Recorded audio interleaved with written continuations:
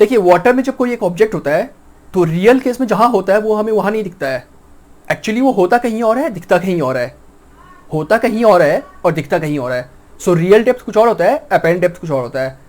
सो अच्छा ये देखते हैं रिलेशन क्या है real depth and apparent depth में, और रीजन क्या है कि जहां होता है वो वहां हमें दिखता क्यों नहीं है। एक ऑब्जेक्ट का हम बात करते हैं, जैसे मान लीजिए थोड़ी देर के लिए फिश का हम बात कर रहे हैं कि फिश को हम लोग देख रहे हैं बाहर से, एयर से। तो ये सरफेस ऑफ द वाटर मान लीजिए, यहाँ पे एक फिश है, लेट्स से हियर फिश, और हम लोग बाहर से देख रहे हैं, ठीक है। तो ये थोड़ी देर के लिए एयर मान लीजिए और ये वाटर मान लीजिए, इसका रिफ्रैक्टिव इंडेक्स म्यू मान लीजिए, ठीक है। ये ऑब्जेक्ट है। तो यहां से दो रेस को हम लोग स्टडी करेंगे ताकि इमेज पता चले कि इमेज कहां फॉर्म होगा। तो एक रे ये वाले स्टडी करते हैं, राइट, क्योंकि ये परपेंडिकुलरली हिट कर रहा है surface separating the two medium को, तो इसका बेंडिंग नहीं होगा, ना तो ये इस तरफ बेंड होगा ना तो इस तरफ बेंड होगा, ये सीधा निकल जाएगा, ठीक है। तो ये रे सीधा निकल गया, ये ऑब्जेक्ट है फिलहाल। एंड एक और रे को हम स्टडी करते हैं, लेट्स से दिस वन, क्योंकि ये ओब्लिकली हिट कर रहा है ना, तो इसका बेंडिंग ऑफ लाइट होगा, तो ये सीधा नहीं जाएगा क्योंकि ये डेंसर टू रेयर जा रहा है। इसको हमने वाटर माना है, इसको एयर माना है, तो डेंसर टू रेयर जा रहा है, it will bend away from the normal, तो ये इस तरह बेंड हो जाएगा, नॉर्मल से अवे, है ना, सीधा कंटिन्यू नहीं करेगा, थोड़ा सा बेंड हो गया नीचे की तरफ, अवे फ्रॉम द नॉर्मल। तो इसका इमेज कहां बनेगा, ये रिफ्रैक्टेड रे और ये रिफ्रैक्टेड रे जहां इंटरसेक्ट करेगा वहां इमेज बनेगा, बट क्योंकि ये दोनों डाइवर्जिंग है तो इस साइड कभी इंटरसेक्ट नहीं करेगा, जितना दूर जाएंगे तो उतना डाइवर्ज होता जाएगा, तो रियल इमेज नहीं बनेगा, वर्चुअल इमेज बनेगा, तो बैकवर्ड एक्सटेंड करना पड़ेगा। तो इस लाइन को हम लोग एक्सटेंड करेंगे बैकवर्ड, और इस रिफ्रैक्टेड रे को भी बैकवर्ड एक्सटेंड करेंगे, ठीक है। तो इमेज यहां बनेगा, तो देख लीजिए फिश एक्चुअली है यहां, ये ऑब्जेक्ट है, फिश एक्चुअली है यहां और उसका इमेज यहां फॉर्म होगा। तो जब हम बाहर से देख रहे होंगे तो हमें वो फिश यहां दिखाई देगी, राइट। एक्चुअली वो यहां है ऑब्जेक्ट और उसका इमेज हमें यहां बनता हुआ दिख रहा है, इसलिए हमें वो यहां दिखाई देगा, क्लियर है। And we are looking from outside, from this side, air, observer air में है एंड ऑब्जेक्ट डेंसर मीडियम में। फिलहाल ये आई मान लेते हैं, तो ये थोड़ी देर के लिए आई मान लीजिए, काफ़ी बड़ा सा आई बन रहा है, ये आई है,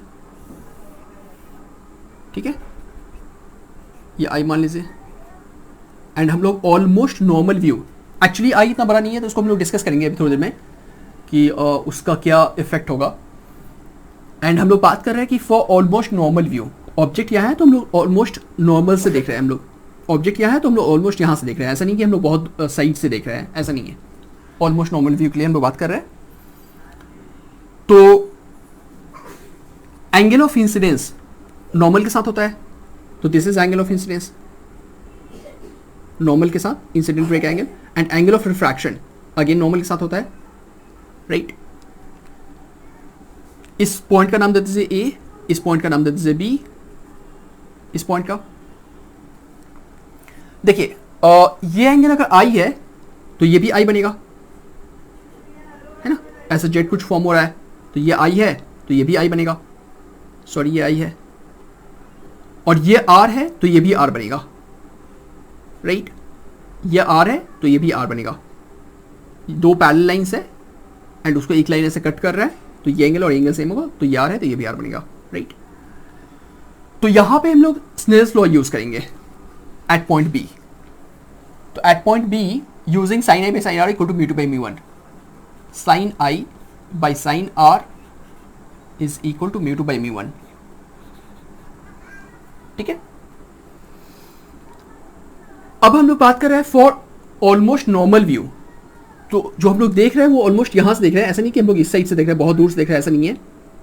तो ऑलमोस्ट नॉर्मल व्यू, एंड क्योंकि आई का साइज बहुत छोटा है, इतना बड़ा नहीं है, आई काफी छोटा है, एंड नॉट ओनली दैट, पूरा आई का बात नहीं हो रहा है, ये जो सिर्फ ब्लैक वाला पोर्शन होता है उसमें ये रे को जाना होता है, तब हमें वो इमेज दिखेगा, राइट। तो इन दैट केस हम लोग इस रे को स्टडी नहीं करेंगे क्योंकि ये तो हमारा आई में जा भी नहीं रहा है, या फिर एटलीस्ट ये ब्लैक वाले पोर्शन में नहीं जा रहा है, पीपल में नहीं जा रहा है, तो हम लोग इस रे को स्टडी नहीं करेंगे, हम लोग और क्लोज वाले रे को स्टडी करेंगे। हमें इस रे को स्टडी करना चाहिए था, ये रे, राइट, जो यहाँ पे आई का सेंटर वाले पार्ट में जा रहा है। तो हमें ये रे को स्टडी नहीं करना है, हमें ये रे को स्टडी करना है, ये रे को। आप नोटिस कर रहे हैं ये रे को जो रिफ्रैक्ट होकर के आई में जा रहा है। तो उसके लिए आई एंगल जो बनेगा वो बहुत छोटा होगा।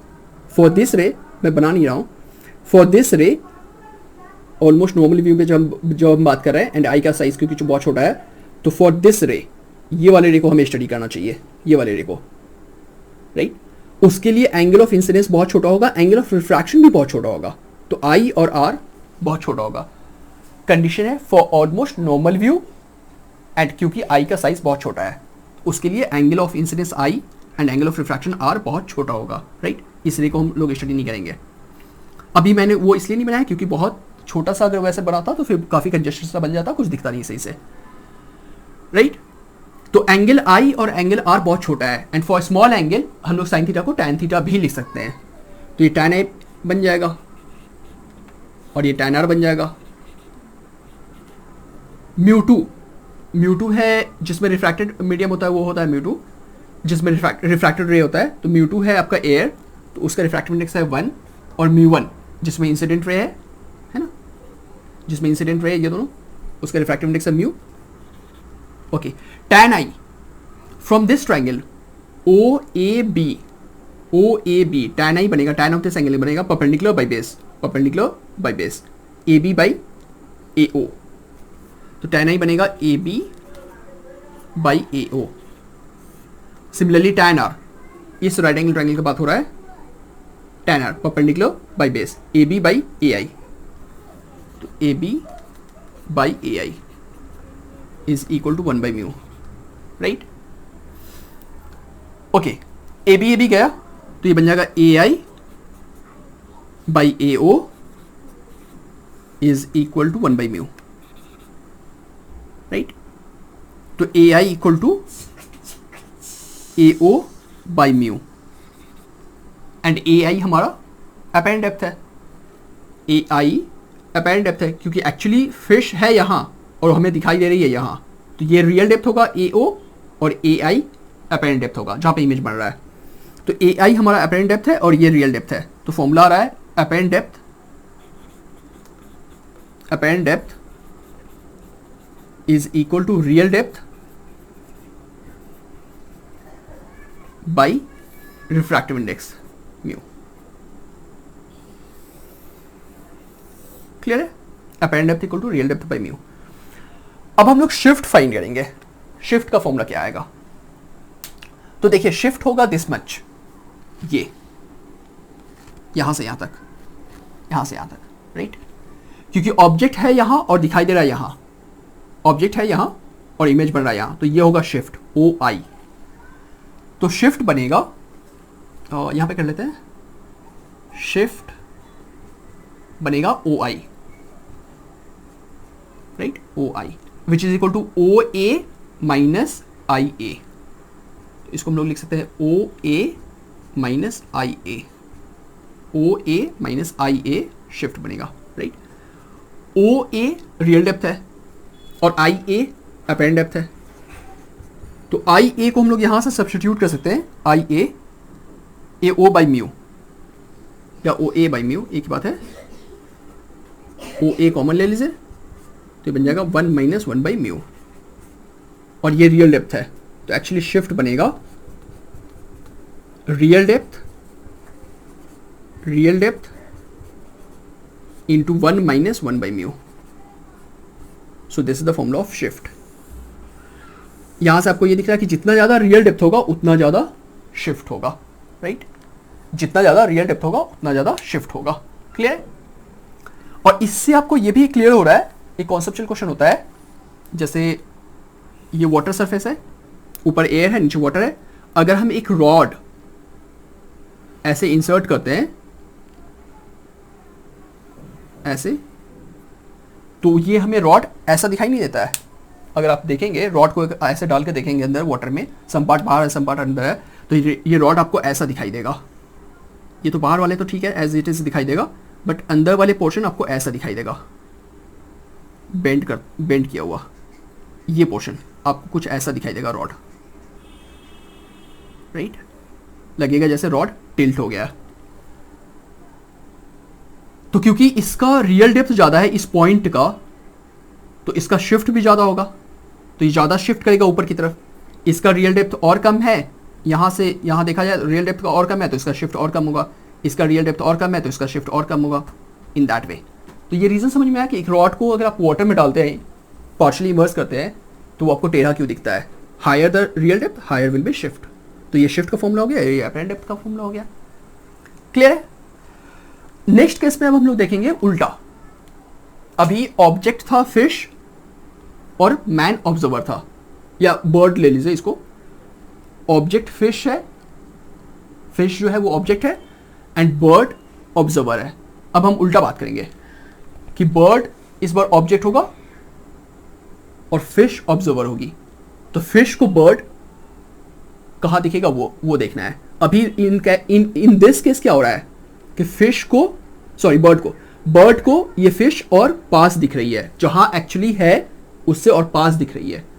बर्ड को फिश और पास दिख रही है, जहां एक्चुअली है उससे और पास दिख रही है।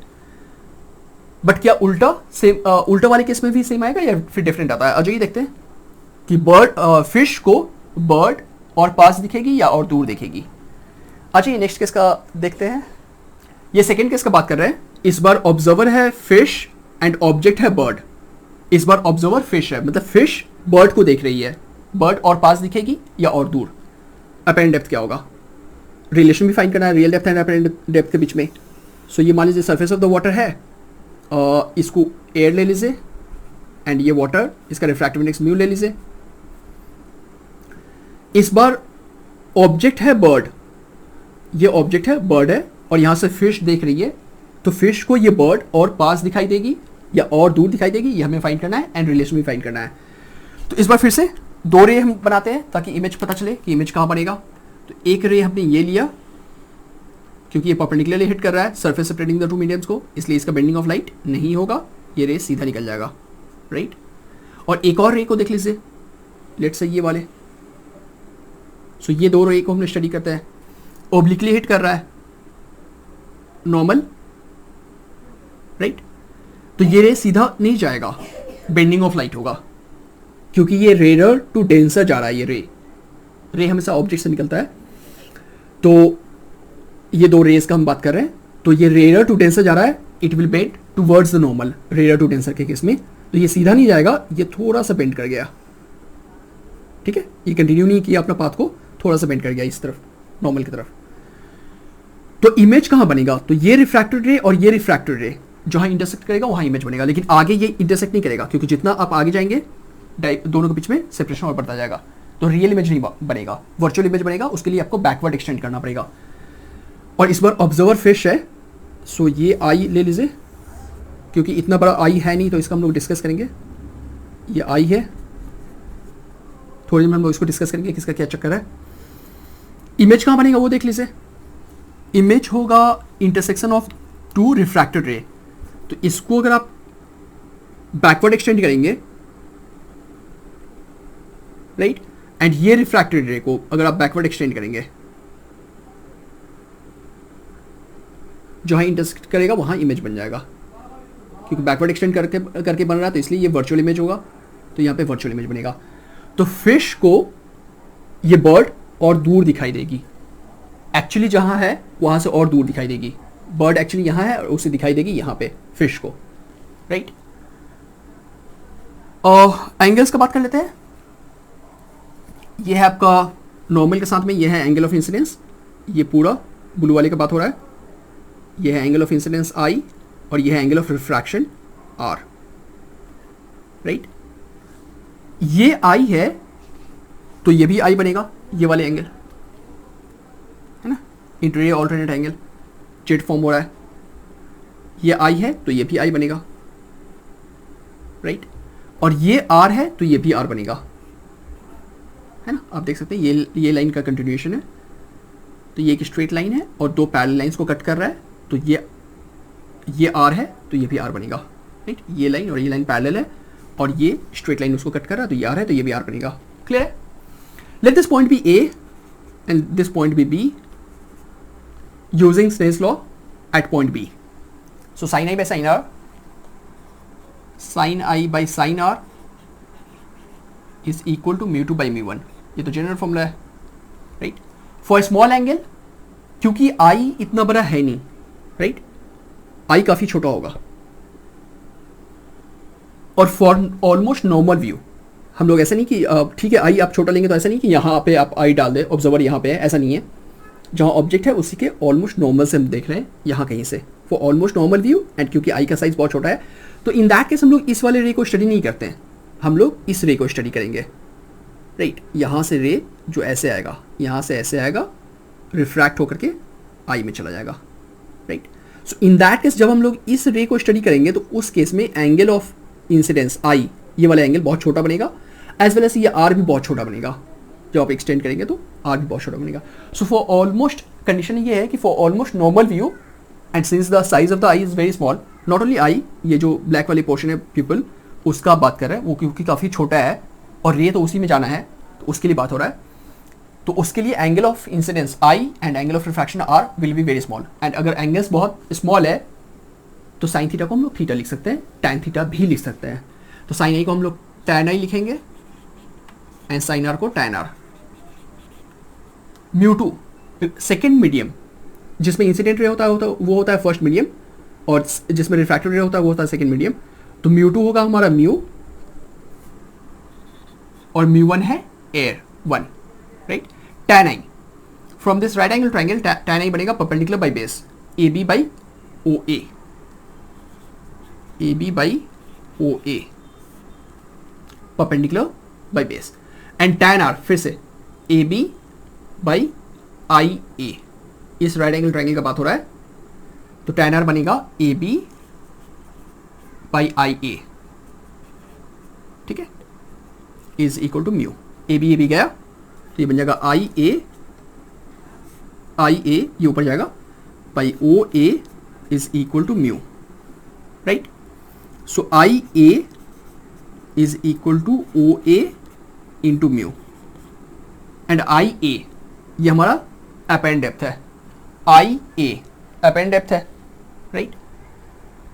And O A real depth है. तो ये अपेरेंट डेप्थ आ गया, apparent depth is equal to real depth into mu, ठीक है. So this is the formula, apparent depth equal to real depth into mu. तो फॉर्मूला दिख रहा है कि अपेरेंट डेप्थ जो होगा वो रियल डेप्थ से ज़्यादा होगा, मतलब वो दूर दिखेगा. तो ऑब्जेक्ट यहाँ है, इमेज और दूर दिखेगा. Apparent depth is equal to real depth into mu, right. तो बर्ड एक्चुअली है यहाँ और बर्ड दिखाई देगी थोड़ा दूर, राइट. जबकि प्रीवियस केस में उल्टा हो रहा था, वो पास दिखाई दे रही थी fish, right.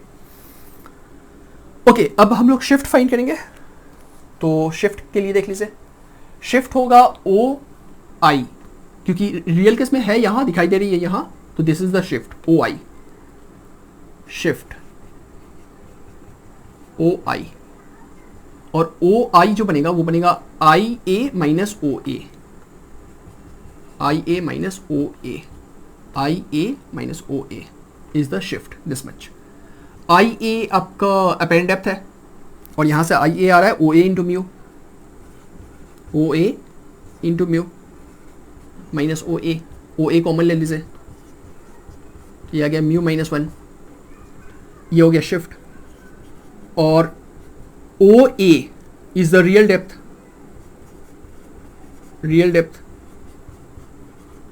Into mu minus 1. So this is the formula of shift in this case.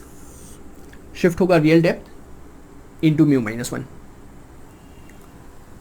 I hope clear होगा. ये दोनों में उल्टा कैसे हो रहा है, उल्टा आंसर्स आ रहा है. इसमें अगर ऑब्जर्वर फिश है तो बर्ड दूर दिखाई देगी, जहां है वहां से दूर दिखाई देगी, और बर्ड को भी कंफ्यूजन होगा, बर्ड को फिश और पास दिखाई देगी. आई होप क्लियर होगा ये.